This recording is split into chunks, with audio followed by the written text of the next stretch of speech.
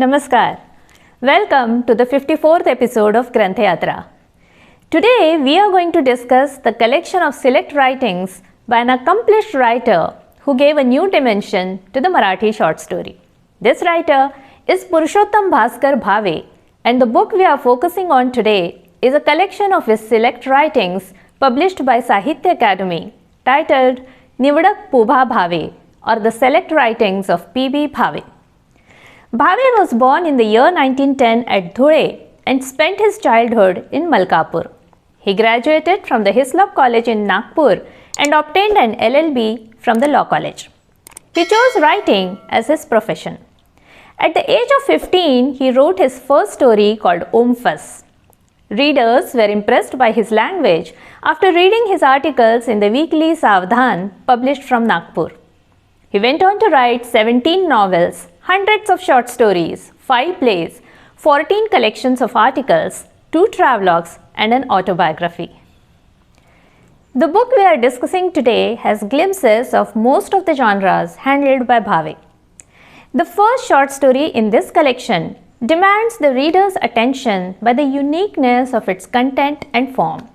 At the very beginning, the writer jolts the readers with the news of an educated youth's suicide. As the story unfolds, we learn about this young man's mental agitation, his desperation, and the careless attitude of the world that fails to understand him. Ananta Jagannath Brahme, the protagonist of this story, has committed a planned suicide at 5 o'clock in the morning. But even before this final act, the world had condemned him as an eccentric. Before committing suicide, this is what his mind contemplates. Most people settle down with a hearth and trinkets and are content in that insignificant life. I am different. But does that make me an eccentric? Most people cling to a life that must surely end one day. I am different. But does that make me an eccentric? I never joined you in your customs, your childish imaginations, your lowly goals of life, your trivial sorrows and happiness, your petty joys and pains, your trifling problems, your hateful struggles, your cursory desire for knowledge. But does that make me an eccentric? The protagonist finds the entire struggle for life trivial. He hates the transience of life. This impermanence causes his mind to burn with dissatisfaction. And instead of waiting for the uncertain end to this petty life, he decides to end it with his own planned act at a predetermined time. Many of Bhave's short stories are seen to explore such grand and lofty eternal truths beyond the joys and sorrows of the day-to-day life. The second story in this collection is Mukti, or salvation. The patriotic protagonist of this story is about to be hanged. His heart is full of a dream for an exquisite and advanced India. He believes that even if he is martyred for the country's progress, he will be reborn here, and then he would be able to witness the free and developed state of his motherland. After his death, his soul witnesses the infinite universe.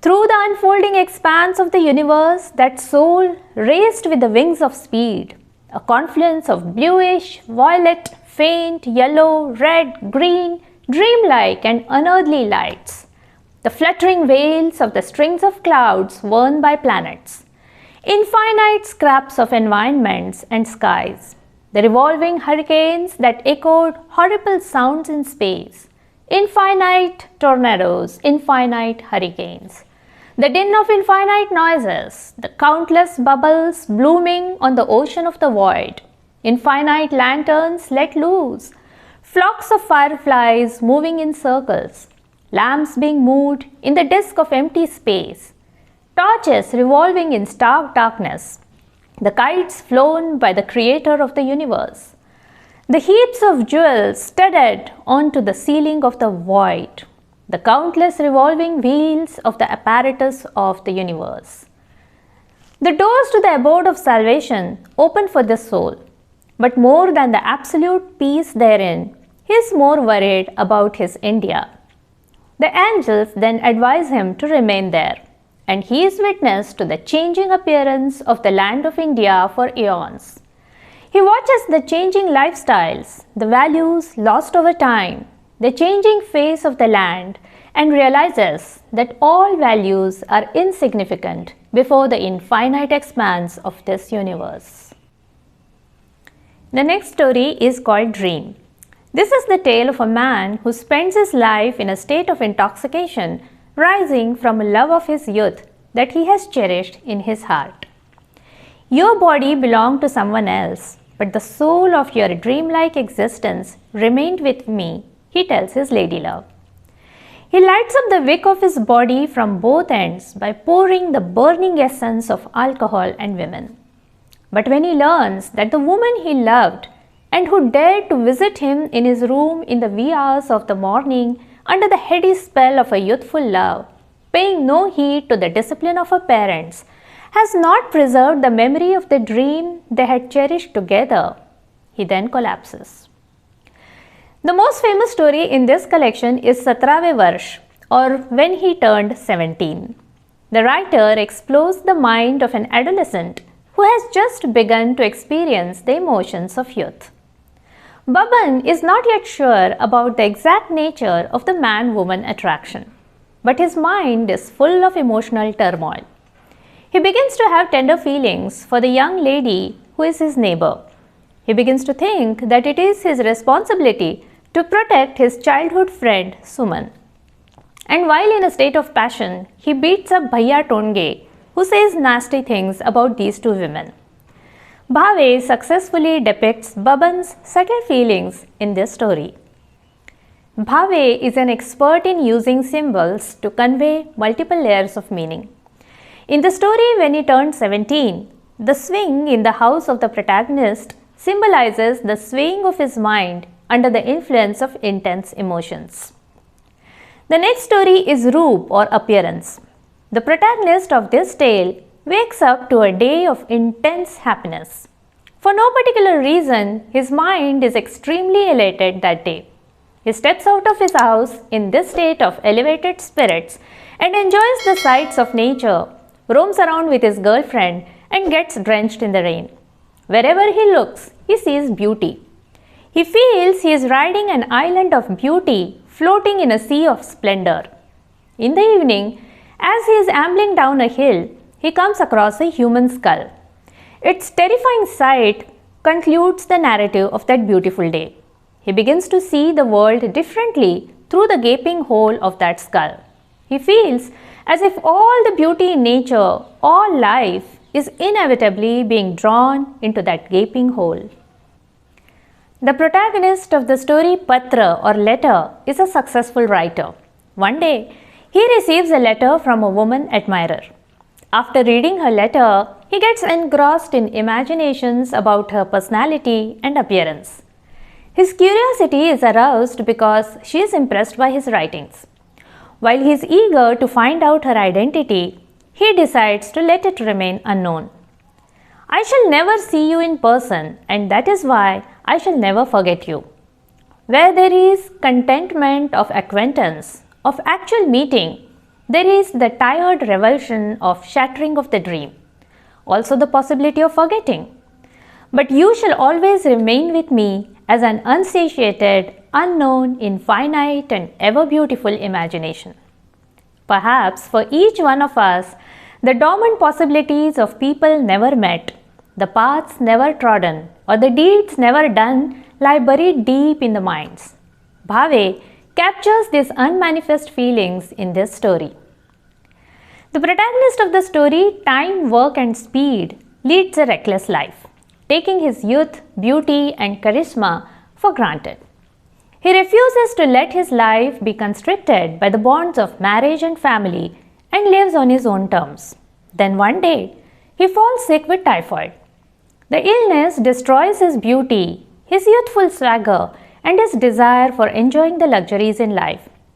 He then realizes the horrifying reality that there is no one in his life who loves him beyond the confines of mere physical attraction. In his story, The Enemy, Bhave portrays the emotional world of a 4-year-old boy. Jagu, a darling of his parents until recently, suddenly feels lonely after the birth of his brother.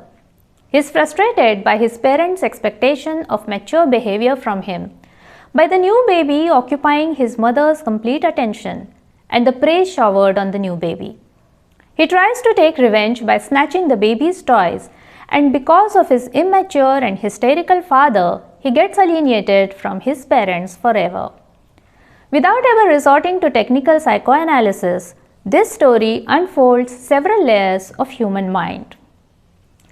This collection of Bhave's writings also contains the novella 2.5 Letters that depicts several shades of love, the play Padmini, and several articles.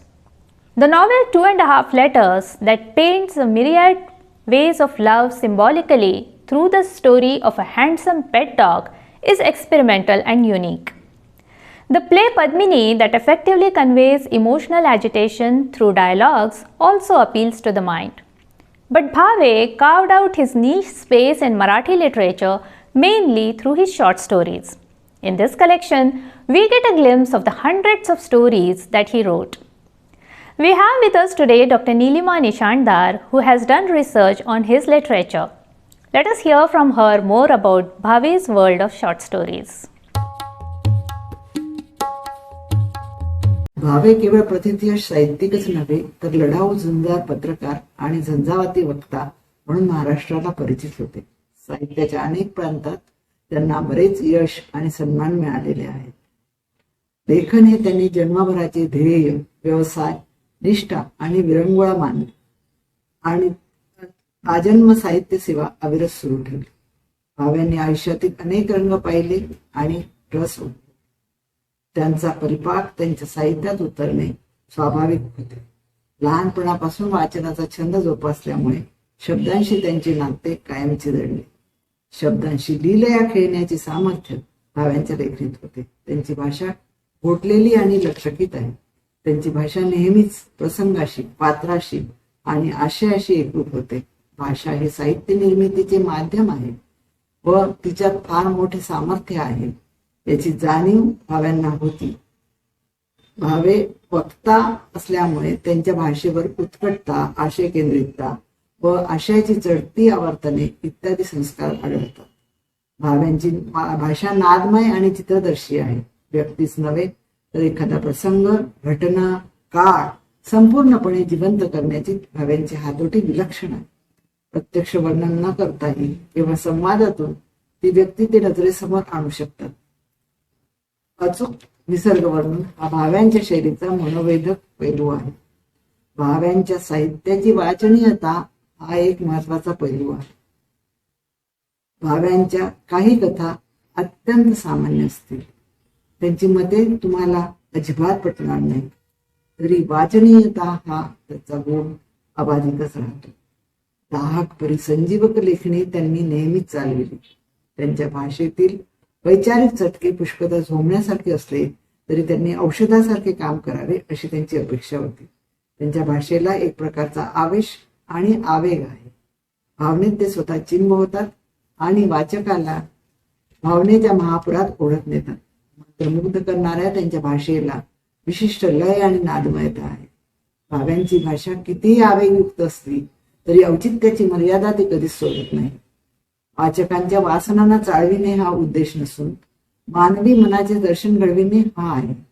त्यांच्या कथातून लैंगिक जाणीवांचे धीट चित्रण असले तरी त्या मंचक कथांच्या पायरीला पोहोचत नाही. भाव्यांच्यात एक विचारवंत नेहमीच जागृत असे. या विचारांना गोळीबंद रूप देऊ शकणारी समर्थ भाषा शैली त्यांच्याजवळ होती. भाव्यांची कथा कधीच दुर्बोध होत नाही. नवकथेत येणाऱ्या अपरिचित प्रतिमांच्या वापरामुळे पुष्कळदा कथा दुर्बोध होण्याची शक्यता असते. भावे हा दोष कटाक्षाने टाळतात, म्हणून त्यांची कथा लोकप्रिय झाली. मनोविश्लेषणाच्या पिष्टपिष्णापासून त्यांची कथा दूरच राहते. त्यांच्या कथा मानवी मनाच्या कथा आहेत, तेव्हा त्यात मनोविश्लेषण येणे साहजिक आहे.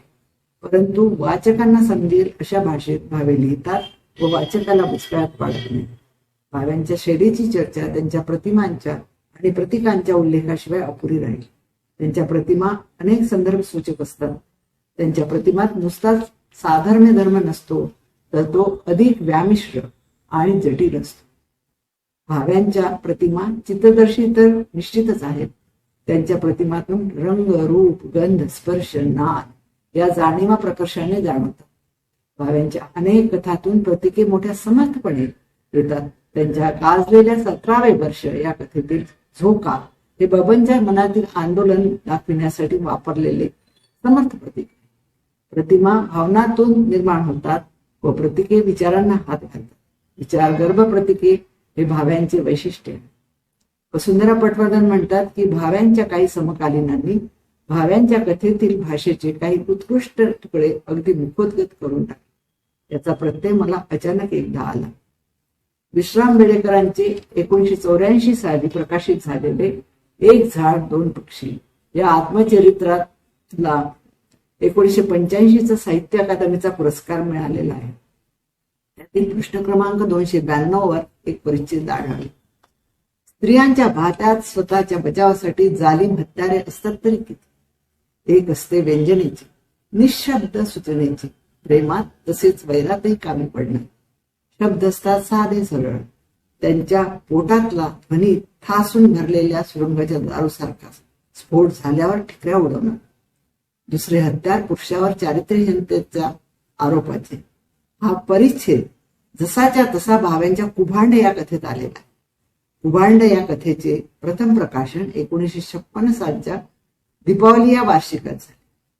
तदनंतर 1958 साली कुभांड या कथासंग्रहात ही कथा समाविष्ट करण्यात आली. बेडेकरांसारख्या सिद्धस्थ लेखकालाही हा मोह टाळता आला.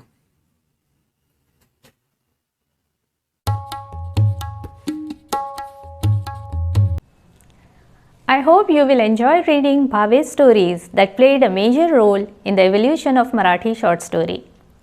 We shall meet in the next episode of Granthyatra to read the poetry of a sensitive poet. Until then, keep reading.